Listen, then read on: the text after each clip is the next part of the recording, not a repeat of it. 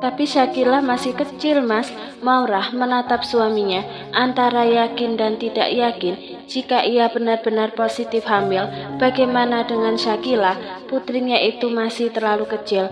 Maurah tahu suaminya pasti akan sangat merasa bahagia dengan kehamilan keduanya, karena memang itu yang William inginkan, membuat istrinya segera hamil kembali. Melihat Rona bahagia di wajah suaminya, Maurah ikut merasa bahagia, meskipun rasanya masih mengganjal karena Syakilah yang masih kecil. Itu bukan masalah, aku akan menyewa baby sister terbaik setelah anak kedua kita lahir. William begitu antusias. Laki-laki dengan kaos berwarna putih itu terlihat sangat bahagia. Mama juga pasti senang kalau dengar kabar ini. Aku anak tunggal, jadi minimal harus kasih mama cucu sekitar 4 atau 5. Rumah mama pasti akan sangat ramai kalau cucu-cucunya datang, ungkap William. Laki-laki itu tersenyum membayangkan jika mereka benar-benar memiliki 5 orang anak. Tapi ini kan belum jelas, Mas, entah itu positif atau negatif, kata Maurah. Seketika William menatap istrinya, lalu mencubit hidung bangirnya dengan gemas. Setelah sarapan kita ke dokter untuk memastikannya, ucap William, lalu membimbing istrinya untuk kembali duduk di meja makan. Dengan telaten, William mengambil air putih hangat, lalu disodorkan kepada istrinya. Minum dulu, titah William. Tanpa pikir panjang, Maurah meneguk minuman tersebut. Sekarang kan hari Minggu, Mas. Memangnya ada, kamu tidak perlu memikirkan hal itu. Setelah ini kamu siap-siap saja. William memotong ucapan istrinya. Mendengar itu, Maurah memilih untuk diam. Lalu William mengambil handphone miliknya untuk menghubungi Ray. Seperti rencana William, setelah sarapan mereka bersiap untuk pergi ke rumah sakit, dan kini mereka sudah sampai di rumah sakit. Bahkan saat ini Maurah tengah diperiksa oleh Dr. Lisa, teman SMA William, mulai dari tes urin hingga melakukan USG. Bagaimana hasilnya? Maurah benar-benar hamil kan? Tanya William tak sabaran. Hasilnya positif. Istrimu benar-benar hamil. Usianya baru 6 minggu. Jadi masih sangat rentan. Dr. Lisa menjelaskan. William benar-benar bahagia setelah tahu istrinya hamil. Maurah pun demikian. Hanya saja ia masih kepikiran dengan Syakila. Bagaimana dengan Syakila, Dok? Dia masih terlalu kecil, ucap Maurah. Mendengar itu, Dr. Lisa hanya tersenyum. Itu kenapa setiap ibu yang habis melahirkan disarankan agar KB lebih dulu untuk memberikan jarak antara anak pertama dengan anak kedua. Tapi sepertinya suami kamu sangat menginginkan anak kedua. Itu sebabnya kamu dilarang untuk KB, ujar Dr. Lisa. William hanya tersenyum. Apa yang Lisa katakan memang benar. William sangat menginginkan anak kedua. Tidak peduli jika anak pertama mereka masih kecil. Tuh kan, Mas, aku mau KB nggak boleh. Maurah mengerucutkan bibirnya. William hanya tersenyum. Ya sudah, tidak apa-apa. Banyak di luar sana yang menginginkan seorang anak, tapi tidak kunjung diberi, kata Dr. Lisa. Tuh, nggak apa-apa punya anak lagi, William menyahut. Oh ya, ini resep vitamin sama obatnya ya. Diminum secara teratur dan mungkin untuk sementara waktu dikurangi aktivitasnya yang banyak dan jangan banyak pikiran, ujar Dr. Lisa kemudian. Setelah itu mereka berpamitan. Sebelum pulang, William membawa istrinya ke supermarket untuk membeli cemilan. William benar-benar bahagia karena keinginannya telah terwujud. Berharap anak keduanya nanti laki-laki, lalu anak ketiganya nanti perempuan lagi.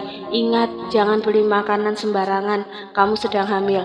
William memberi peringatan untuk istrinya sebelum mereka masuk ke dalam supermarket. Tergantung, Maurah melangkah masuk ke dalam meninggalkan suaminya yang masih berdiri di depan pintu. Melihat istrinya sudah masuk, gegas William menyusulnya. Maurah nampak sibuk memilih dan mengambil cemilan yang diinginkannya, sedangkan William terus memantau apa saja yang diambil oleh istrinya. Ia tidak ingin istrinya memakan-makannya yang tidak mengandung gizi. Saat melihat Maurah mengambil cemilan yang pedas, dengan segera William mengambil dan mengembalikan ke atas rak. kok dikembalikan lagi sih Mas? Maurah protes. Ia tidak terima ketika makanan yang sangat Maurah inginkan tiba-tiba dikembalikan begitu saja. Jangan makan yang pedas, nanti perut kamu bisa sakit. Ganti yang lain aja, kan banyak, ujar William. Maurah benar-benar kesal karena suaminya sama sekali tidak peka dengan keinginannya. Orang aku pengennya yang itu kok. Maurah mengerucutkan bibirnya, membuat William tersenyum. Iya sayang, tapi ganti yang lain ya, ucap William lembut. Namun Maurah sudah kadung ngambek. Ia benar-benar ingin makan makanan yang pedas. Karena terlanjur kesal, Maurah meninggalkan barang belanjaannya begitu saja. Wanita hamil itu melangkah keluar dari supermarket dan meninggalkan suaminya yang masih berdiri kebingungan melihat istrinya keluar. Dengan segera William membawa barang belanjaan istrinya ke kasir.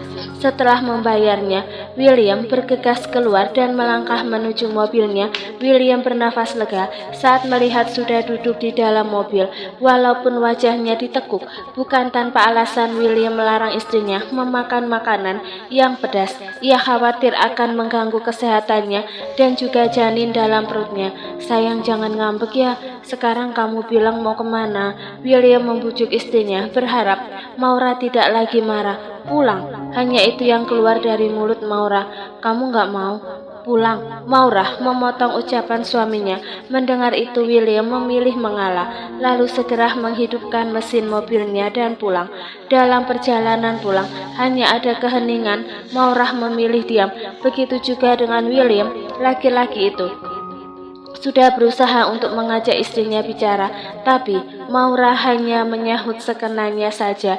Jujur, setelah menikah, ini pertama kalinya mereka berdebat. Dulu saat hamil Shakila, aku gak pernah makan makanan yang aku pengen, walaupun sangat menginginkannya. Tapi aku sadar, aku tidak punya banyak uang. Kalau tidak bekerja sendiri juga tidak punya uang. Itu sebabnya setiap kali menginginkan makanan atau sesuatu yang lain yang orang bilang itu ngidam, aku gak pernah beli karena harus menghemat, ungkap Maurah. Setelah cukup lama diam, wanita hamil itu akhirnya buka suara. Maurah sampai meneteskan air matanya ketika mengingat kehidupannya yang dulu. William bungkam 1000 bahasa saat mendengar ucapan istrinya. Ia tidak tahu seberapa susah Maurah ketika hamil tanpa adanya seorang suami. William melirik istrinya, lalu tangannya terulur untuk menggenggam tangan Maurah. William tidak boleh egois. Ia sudah berjanji untuk membahagiakan istrinya, bukan membuatnya sedih dan menangis. Di lain tempat, saat ini Ferdi tengah mengurus administrasi putrinya.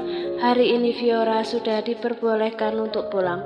Wanita itu belum tahu jika ayah dan ibunya akan bercerai. Meskipun Sukmah menentang keinginan putranya, tapi keputusan Ferdi sudah bulat.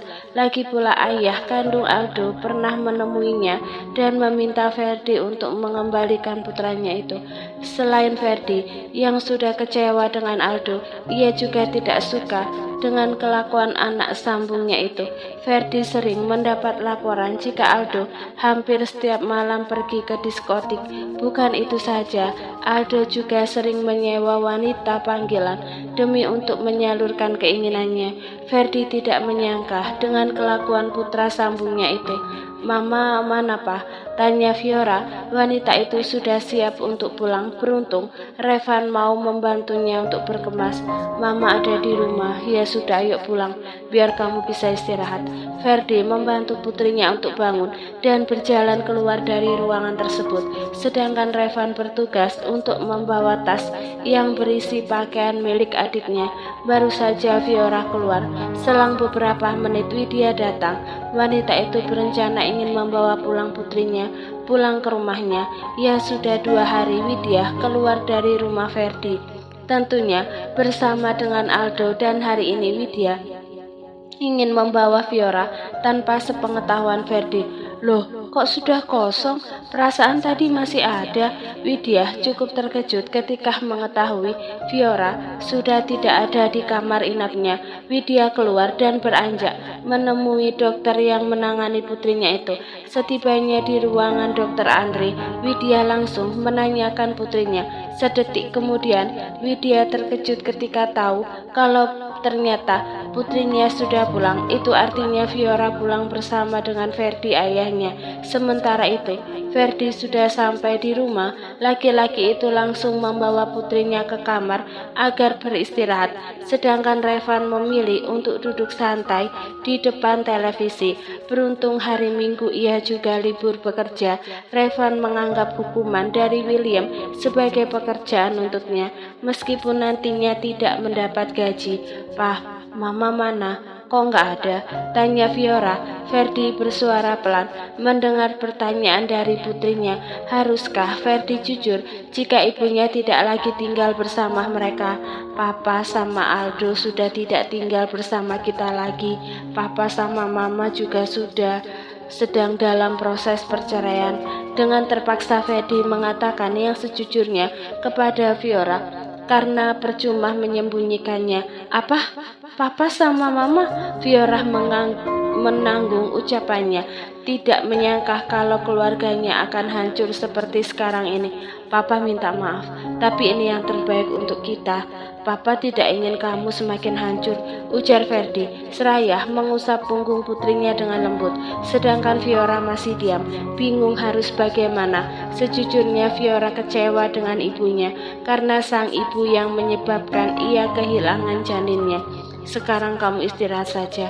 Ferdi hendak bangkit, tapi dengan cepat Fiora menahannya. "Pak, ada yang ingin Fiora tanyakan." "Tapi tolong jawab dengan jujur," ucap Fiora. "Apa yang ingin kamu tanyakan?" Ferdi kembali menjatuhkan dirinya di sebelah putrinya.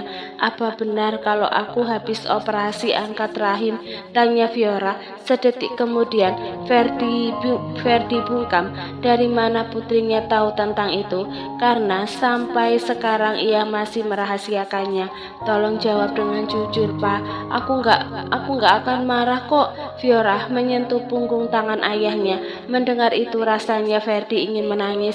"Apa yang kamu katakan memang benar. Maaf karena Papa merahasiakan ini. Papa hanya tidak ingin kamu tambah terluka," ucap Ferdi. Seketika mata Fiora berkaca-kaca. Ayahnya begitu memahami perasaannya, tidak seperti ibunya. Melihat putrinya yang menangis, Ferdi menarik tubuh Fiora dan memeluknya. "Maafkan aku, Pak. Aku sudah bandel. Aku memang pantas mendapatkan ini semua," ujar Fiora yang benar-benar menyesal atas perbuatannya. "Sudahlah, Nak. Semuanya sudah terjadi. Papa yakin suatu saat nanti akan ada laki-laki yang mau menerima segala kekurangan kamu." Ferdi mengusap punggung putrinya. Laki-laki itu berusaha untuk menenangkan Fiora. Sementara itu, setelah mendapatkan banyak uang dari Ferdi, Handoko mempergunakan uang itu untuk bersenang-senang dengan perempuan. Bahkan Handoko tidak lagi peduli dengan istri dan anaknya. Tidak tahu juga sekarang mereka berdua berada di mana, karena selama mendekam di penjara, Handoko hanya datang 2 kali. Handoko merasa bebas tanpa adanya mereka, bebas untuk bersenang-senang dengan kekasihnya dan juga perempuan lainnya. Seperti saat ini, Handoko sedang bersama seorang perempuan di sebuah kamar. Kebiasaan Handoko untuk bermain perempuan ternyata kembali kambuh. Setelah menikah ia sempat taubat karena akan dimarahi oleh istrinya, tapi sekarang ia sudah bebas. "Mas, berhenti!" Mirah menepuk Handoko. Seketika laki-laki itu menghentikan gerakannya. "Ada apa?" tanya Handoko. Seperti ada. Belum sempat Mirah melanjutkan ucapannya, tiba-tiba pintu kamar terbuka. Seketika keduanya menoleh ke arah pintu. "Lihat, mereka sedang berbuat zina," tunjuk salah satu warga yang tak lain adalah tetangga Mirah. Wah, wah, kami pikir Mbak Mira sudah tobat, tapi kenyataannya masih suka melayani laki-laki hidung belang, ujar ibu berambut ikal. Iya, ternyata tobatnya kalau habis kepergok. Setelah itu kumat lagi, timpal seorang ibu bertubuh gempal. Kita arak saja mereka biar kapok. Ibu berkacamata tebal memberikan saran. Iya betul, kita arak keliling kampung biar mereka berdua kapok, timpal ibu berambut ikal. Bagaimana ini Mas? Mira mulai panik. Ia sangat paham dengan sifat tetangganya itu. Mana ku tahu, kamu bilang aman di rumah, kalau tahu begini mending ke hotel aja, ujar Handoko yang merasa kesal dan juga panik. Ayo ibu-ibu, kita seret mereka, teriak ibu berambut ikal. Wanita itu begitu bersemangat membuat Mira dan Handoko semakin takut. Keduanya berusaha untuk mempertahankan selimut yang menutupinya. Ayo kita arak mereka, manusia-manusia yang tidak bermoral, biasanya cuma bikin dosa. Ayo arak mereka, ujar ibu bertubuh gempal seraya melangkah mendekati ranjang. Mira dan Handoko berusaha untuk melawan mereka, tetapi kekuatan ibu-ibu tersebut tidak bisa dianggap remeh. Handoko dan Mira sekarang hanya bisa pasrah meski sudah memohon, tetapi ibu-ibu tersebut tidak memperdulikannya. Mereka tetap akan mengarak pasangan zina itu, berharap ada efek jera untuk keduanya dan tidak melakukan kesalahan yang sama lagi. Handoko dan Mira sekarang hanya bisa pasrah meski sudah memohon, tetapi ibu-ibu tersebut tidak memperdulikannya. Mereka tetap akan mengarak pasangan zina itu, berharap ada efek jera untuk keduanya dan tidak melakukan kesalahan yang sama lagi. Handoko dan Mira hanya bisa menunduk saat para warga, terutama ibu-ibu, menggiring mereka keluar dari rumah. Ingin memberontak, tapi tidak mungkin. Bisa-bisa mereka dihajar oleh para warga. Kini Handoko dan Mira sudah ada di luar. Mereka siap untuk diarak keliling kampung. Ayo cepat jalan, ucap ibu berambut ikal seraya mendorong tubuh Mira. Jika boleh memilih, Mira tidak mau diarak keliling seperti saat ini. Sungguh memalukan. Selama diarak, Handoko dan Mira hanya bisa menunduk. Keduanya tidak peduli dengan sumpah serapah yang dilontarkan oleh para tetangga kepada mereka. Bahkan banyak yang melempari mereka dengan telur busuk. Jujur ingin sekali Mira membalas perbuatan mereka, tapi ia sama sekali tidak bisa berbuat apa-apa. Dasar tukang zina, gak punya malu. Kasihan mendiang orang tuanya, anaknya jadi tukang zina. Bukannya membanggakan orang tua yang sudah tiada, ini justru bikin malu.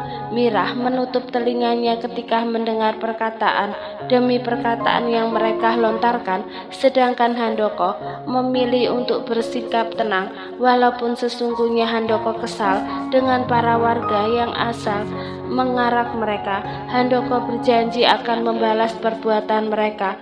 Hampir setengah hari Handoko dan Mira dibawa keliling kampung. Setelah itu salah satu warga memanggil Pak RT. Mereka berencana untuk menikahkan Handoko dengan Mira. Jika sudah menikah nanti, keduanya sudah bebas dan tidak ada lagi zina di antara mereka berdua. Hanya berbekal penghulu dan saksi, Handoko dan Mira dinikahkan. Mereka berdua tidak bisa berbuat apa-apa kecuali menurut. Kini tinggal Handoko dan Mira yang tengah duduk di ruang tamu. Mereka sudah dinikahkan dan para warga sekarang sudah pulang. Sekarang kita sudah menikah, kata Handoko. Entah kenapa tiba-tiba ia teringat akan istri dan putrinya yang sekarang jauh darinya. Rianti, Rosa, bagaimana kabar kalian sekarang? Handoko membatin.